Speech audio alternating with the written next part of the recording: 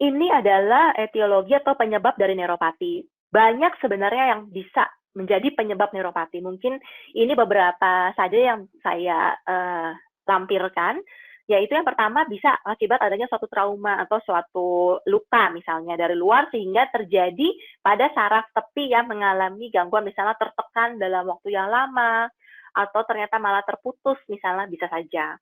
Atau penyebab autoimun disease. Nah, mungkin beberapa teman pernah mendengar istilah Guillain-Barré syndrome misalnya. Itu bisa menjadi salah satu penyebab neuropati.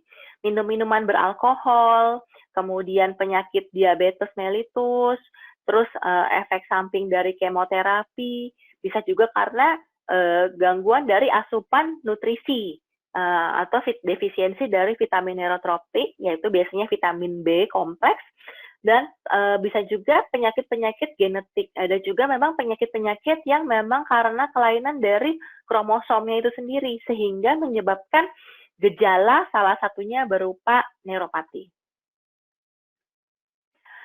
Nah, kelompok-kelompok yang beresiko terjadi neuropati ya, sebenarnya tadi mungkin hampir sama. Ya, salah satunya tadi pasien diabetes ini yang mungkin tersering, usia lanjut juga resiko untuk terjadi neuropati, peminum alkohol juga, terus juga ada penyakit lambung, terus juga ada defisiensi dari vitamin B, atau pasien-pasien yang menjalani cuci darah misalnya, pasien-pasien yang gagal ginjal, itu juga beresiko untuk terjadi neuropati karena gangguan metaboliknya itu sendiri. Dan salah satunya juga yang tidak lupa adalah pasien-pasien HIV. Mungkin pasiennya pas menebus misalnya obat-obatan ARV, nah perlu diperhatikan juga kalau dia mengeluhkan seperti kebas atau mengeluhkan suka pusing seperti sempoyongan, nah jangan lupa bahwa HIV itu sendiri bisa menyebabkan terjadinya gangguan neuropati. Ini mungkin karena waktunya tidak banyak ya saya membahas satu yang tersering kita temukan, yaitu neuropati pada penyakit diabetes. Prevalensi diabetes di Indonesia ini yang terbaru berdasarkan Riskesdas di tahun 2018 yaitu sekitar 10,9%. Nah, ini mungkin adalah data dari beberapa provinsi di Indonesia, dan untuk yang areanya biru ini adalah untuk yang di tahun 2013, dan yang orange itu di tahun 2018, dan bisa kita lihat bahwa di tahun 2018 ini ternyata meningkat prevalensinya di semua provinsi yang ada di sini. Ya, mungkin hanya satu mungkin di NTT yang agak berbeda, tetapi yang lainnya rata-rata terjadi peningkatan yang lebih tinggi dibandingkan tahun 2013. Ini adalah penderita diabetes mellitus pada penduduk yang berusia lebih dari 15 tahun. Oke. Lalu penderita diabetes pada dasarnya ada beberapa tipe. Ada yang tipe 1 memang dari lahir, ada yang tipe 2 yang ini adalah tipe yang tersering, ada juga diabetes tipe lain, mungkin diabetes yang misalnya karena efek terapi, obat-obatan, seperti itu. Nah, ini saya bahas sedikit mengenai patogenesis diabetes yang tipe 2 yang tersering, di mana terjadinya hiperglikemi atau peningkatan gula darah ini di darah sebenarnya disebabkan oleh beberapa faktor yang mempengaruhi. Nah, biasanya yang dikenali adalah bahwa katanya terjadi penurunan dari sekresi insulin. Namun memang sebenarnya tidak hanya faktor penurunan sekresi insulin yang berpengaruh, tetapi juga berpengaruh ada faktor lain, yaitu terjadi peningkatan sekresi glukagon, terjadi gangguan fungsi ususnya nih, terus kemudian terjadi gangguan dari fungsi heparnya juga ternyata, bahwa terjadi peningkatan dari produksi glukosa. Kemudian dari segi ototnya sendiri juga mengalami gangguan ambilan dari gula darah. Dan ternyata ada gangguan juga transmisi dari neurotransmitter di otak yang mempengaruhi proses pemecahan gula dan terjadi peningkatan dari gula darah di darah, peningkatan gula di darah. Kemudian juga terjadi gangguannya di ginjal dan juga ini ada lipolisis. Nah, lalu kapan kita mencurigai seseorang ada kemungkinan untuk mengalami diabetes? Nah, apabila mungkin ada teman, saudara, atau pasien yang mungkin ditemui mengalami gejala seperti polidipsi, yaitu sering haus, misalnya haus, terus polifagi, lapar, poliurik, sering kencing, yang kadang disertai juga dengan berat badan turun, dengan makannya banyak, minumnya banyak, tapi justru kok berat badannya malah turun. Nah, itu artinya maksudnya berat badannya turun tanpa ada sebab yang jelas.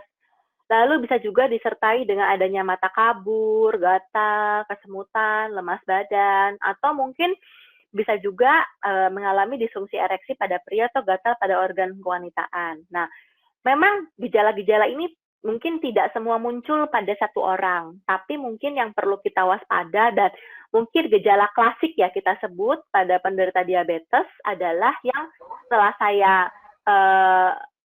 tebalkan ini, yaitu sering haus, sering lapar, sering kencing, atau yang disertai juga dengan berat badan turun tanpa ada sebab yang jelas.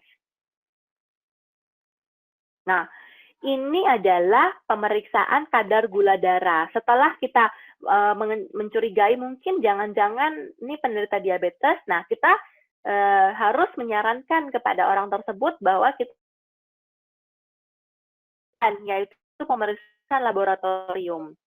Nah, pemeriksaan laboratorium ini yang biasa kita gunakan sih yang paling sederhana memang gula darah puasa dan gula darah TTGO. TTGO itu adalah tes toleransi gula oral. Nah, cuman mungkin banyak orang yang mengenalinya dengan gula darah 2 jam postprandial. Cuman sebenarnya secara definisi itu berbeda. Karena kalau 2 jam postprandial itu adalah 2 jam setelah makan. Namun sebenarnya yang lebih baik dan yang lebih direkomendasikan adalah pemeriksaan glukosa plasmanya itu yang TTGO, yaitu tes toleransi gula darah. Karena sudah ditakar gulanya yang diminum, yaitu sebanyak 75 gram, nah 75 mg, dan itu kemudian dilakukan pemeriksaan ulang setelahnya, 2 jam setelahnya. Dan itu yang sebenarnya lebih direkomendasikan dibandingkan 2 jam setelah makan, karena makannya orang satu dengan orang yang kedua bisa berbeda jenisnya karena tidak ditetapkan. Sehingga yang disarankan adalah itu. Untuk kriteria diabetesnya, yaitu bahwa bila ditemukan HbA1c lebih dari sama dengan 6,5, atau gula darah puasanya lebih dari sama dengan 126 mg per desiliter, atau glukosa plasma setelah TTGO-nya lebih dari sama dengan 200 mg per desiliter. Nah, tapi jangan lupa, jangan senang dulu kalau ketemu pasien gula darahnya misalnya 124, atau ternyata 2 jam TTGO-nya 146 misalnya, atau sudah mendekati 198 seperti itu.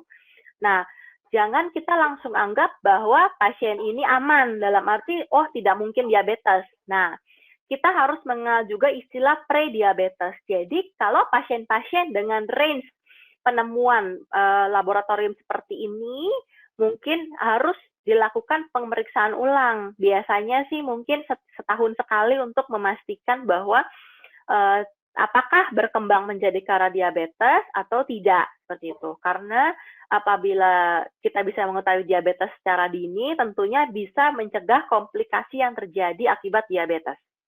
Nah, ini adalah nilai yang betul-betul normal. Jadi mungkin secara gampangnya mengingatnya puasa 126, 2 jam TTGO-nya 200. Mungkin HbA1c memang mungkin tidak semua laboratorium gunakan.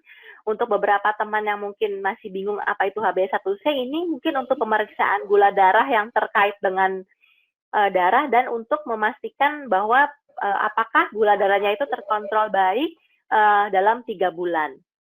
Oke, karena kalau yang seperti ini tentunya ini sewaktu, dan kalau yang HbA1c ini untuk menilai rata-rata keteraturan dalam 3 bulan. Nah, tadi sudah disinggung bahwa diabetes bisa menyebabkan terjadinya banyak sekali komplikasi. Komplikasinya memang tidak hanya di bagian saya, di bagian saraf. Ada banyak, yaitu bisa di bagian mata, bisa di bagian ginjal, di jantung. Namun, ternyata prevalensi komplikasi diabetes di Indonesia tersering adalah neuropati justru. Nah, ini hal yang perlu kita deteksi secara dini supaya tadi yang seperti kita sudah bahas untuk mencegah terjadi penurunan kualitas hidup dari penderita diabetes. Oke.